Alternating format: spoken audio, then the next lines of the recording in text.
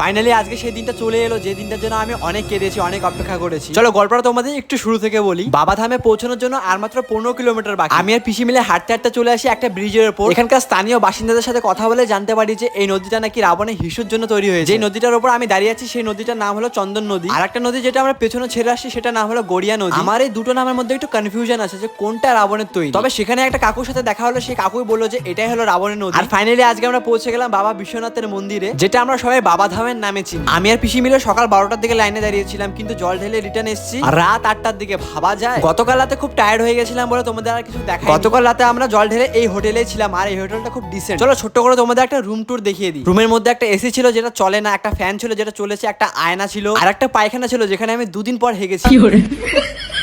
Check out time হওয়ার আগে আমরা এই রুমটাকে ছেড়ে বেরিয়ে যাব। বাইরে গিয়ে পায়রার পটির উপরে আমরা পা পড়ে গেল। একটা জায়গায় যাবো ব্যাংক, তাও আবার এখানে।